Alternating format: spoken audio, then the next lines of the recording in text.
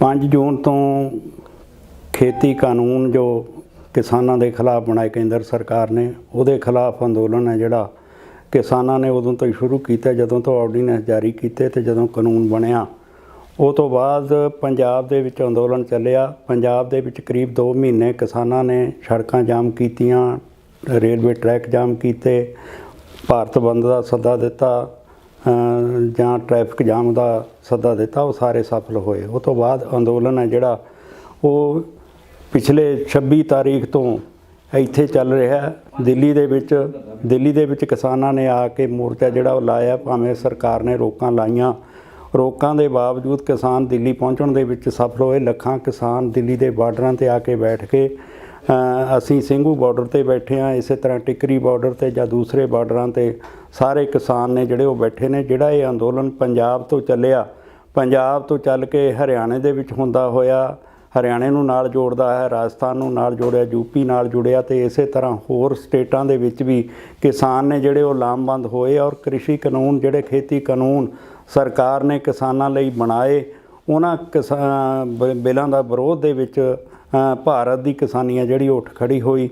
और अज ये अंदोलन पूरे पीक ते चल रहा है, जिहड़ा जिहदे विच लखां किसानां की शमूलीयत है। इहदे नाल भारत के किसानां की शमूलीयत है, इहदे नाल देश दियां विदेश दियां जो जे आपां कह लीए भावनावां ने जिहड़ियां वो जुड़ चुकियां ने। और विदेशों के विच भी बड़े बड़े अंदोलन ने जिहड़े किसानां दे हक विच खड़े हो चुके ने।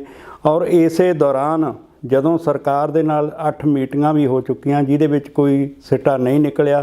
केवल 2 कानून जिहड़े उन्होंने बनाउण दी गल कीती सी, जिस तरह बिजली संशोधन बिल जां दूसरा जो पोल्यूशन वाला सी, उन्हां नूं वापस लैण दी उन्होंने गल कीती। लेकिन जिहड़े 3 खेती कानून सी उन्हां नूं रिपील करन दे बारे किसान जिहड़े हमेशा मंग करदे आए ने, पर उहदे विच संशोधन करन दी शोध करन दी गल हमेशा कही जाती रही है। भावें खेतीबाड़ी मंत्री नरेंद्र सिंह तोमर मीटिंग दे विच दौरान मन भी चुके भी ये कानून साथों गलत बने ने, इहदे बनाउण दे विच साथों चूक हुई है। दूसरी बार उन्होंने ये भी मन्निया दूसरी मीटिंग दे विच बई ये कानून असी ट्रेड ते कमर्स दे लई बनाए ने।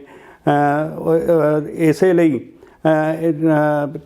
किसान ने जिहड़े जदों ये गल कहिंदे ने भी किसानां दे लई जदों ये कानून बनाए ही नहीं, ये विधान दे अनुसार बनाए ही नहीं, इस करके इन्हां कानूनां नूं वापस लिया जाना चाहिए, हमेशा ही मंग की जाती रही है।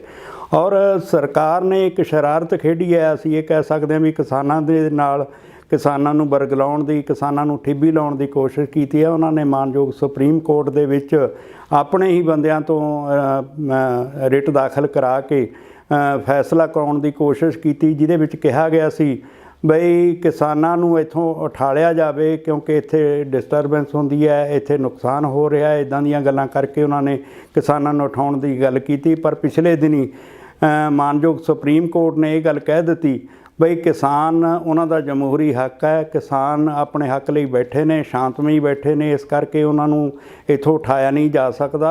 किसान अपनियां जायज़ मंगां लई इत्थे बैठे ने। सो इहदे नाल ही अज जिहड़ा मानयोग सुप्रीम कोर्ट दे विच डिसीजन आया उहदे विच उन्हां ने कमेटी बनाउण दी गल कीती है, जिहड़े 4 मतलब नुमाइंदियां दी एक कमेटी बनाई है। परंतु कल ही जदों मतलब इस मुद्दे दे उत्ते मानयोग सुप्रीम कोर्ट दे विच गल चल रही सी, उस समय ही साडे वकीलां ने जदों गल ये कही भी असीं होर कुछ कहना है, अपने क्लाइंट दे नाल विचार करके अगे गल असीं करनी है। कल लग रहा सी भी इस फैसले नूं अगे होर पाया जावेगा, परंतु अज जदों देखिया भी लिस्ट दे विच ऑर्डर ते ये फैसला सुना दिता आ गया है, इस करके साडे वकील पेश नहीं होए। ते जिहड़ा ये मतलब फैसला किया गया है ये साडियां भावनावां दे किसानी जिहड़ा अंदोलन है उन्होंने सट मारन दे लई आया है। असीं इस गल नूं बर्दाश्त नहीं करते। कल ही उस समय जदों इस गल का पता लग्या सी असीं इस गल नूं कंडेम कर दिता सी साडे किसान आगूआं वल्लों बई असीं किसी भी कमेटी नूं कोई मानता नहीं देवांगे, ना ही असीं किसी कमेटी दे अगे पेश होवांगे।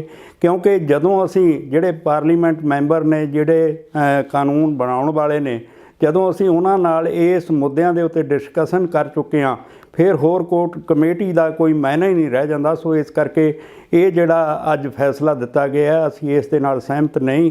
ਔਰ ਇਹ ਕਮੇਟੀ ਹੈ ਜਿਹੜੀ, ਇਸ ਕਮੇਟੀ ਦੇ ਅੱਗੇ ਕੋਈ ਕਿਸਾਨ ਜਥੇਬੰਦੀਆਂ ਪੇਸ਼ ਨਹੀਂ ਹੋਣਗੀਆਂ।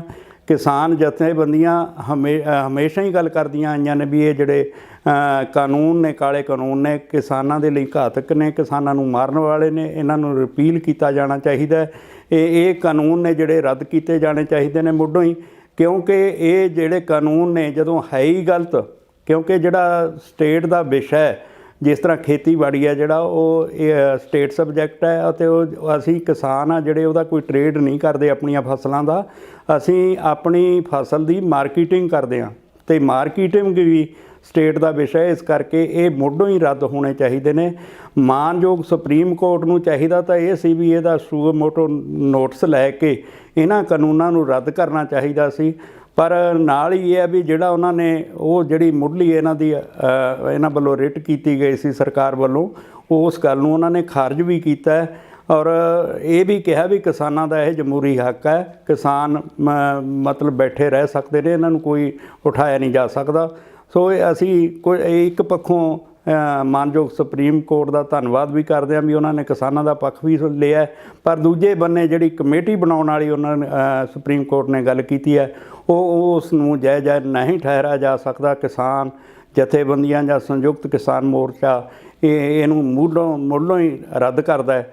ਸੋ ਸਾਡੀ ਤਾਂ ਇਹੀ ਅਪੀਲ ਹੈ ਵੀ ਇਹ ਜਿਹੜੀ ਮਾਨਯੋਗ ਸੁਪਰੀਮ ਕੋਰਟ ਹੈ, ਇਸੇ ਤਰ੍ਹਾਂ ਜਿਹੜੇ ਹੋਰ ਵੀ ਇਹਦੇ ਵਿੱਚ ਕਿਹਾ ਗਿਆ ਵੀ ਇਹ ਕਿਸਾਨ ਨੇ ਇੱਥੇ ਅੱਤਵਾਦੀ ਬੈਠੇ ਨੇ ਜਾਂ ਇੱਦਾਂ ਦੇ ਗੱਲਾਂ ਉੱਥੇ ਸੁਪਰੀਮ ਕੋਰਟ ਦੇ ਵਿੱਚ ਆਈਆਂ ਨੇ, ਅਸੀਂ ਉਸ ਗੱਲ ਨੂੰ ਵੀ ਮੁੱਢੋਂ ਖਾਰਜ ਕਰਦੇ ਹਾਂ, ਕਿਉਂਕਿ ਇਸ ਅੰਦੋਲਨ ਦੇ ਵਿੱਚ ਸਰਕਾਰ ਨੇ ਆਪਣੇ ਬੰਦੇ ਜ਼ਰੂਰ ਭੇਜੇ ਜਿਨ੍ਹਾਂ ਨੂੰ ਫੜ ਕੇ ਅਸੀਂ ਪੁਲਿਸ ਦੇ ਹਵਾਲੇ ਕੀਤਾ। ਔਰ ਜਦੋਂ ਮੀਟਿੰਗਾਂ ਸਰਕਾਰ ਦੇ ਨਾਲ ਹੋਈਆਂ ਉਹਦੇ ਵਿੱਚ ਵੀ ਇਹ ਗੱਲ ਪੁੱਟ ਕੀਤੀ ਅਸੀਂ ਬਈ ਆਹ ਸਰਕਾਰ ਜਿਹੜੇ 900 ਰੁਪਈਆ ਦਿਹਾੜੀ ਤੇ ਬੰਦੇ ਭੇਜ ਕੇ ਉੱਥੇ ਸਾਡੇ ਅੰਦੋਲਨ ਨੂੰ ਖਰਾਬ ਕਰਨ ਦੀ ਗੱਲ ਕਰਦੇ ਨੇ, ਇਹਨਾਂ ਦੇ ਖਿਲਾਫ ਕਾਰਵਾਈ ਕਿਉਂ ਨਹੀਂ ਹੁੰਦੀ? ਅਸੀਂ ਪੁਲਿਸ ਨੂੰ ਫੜਾਏ ਨੇ।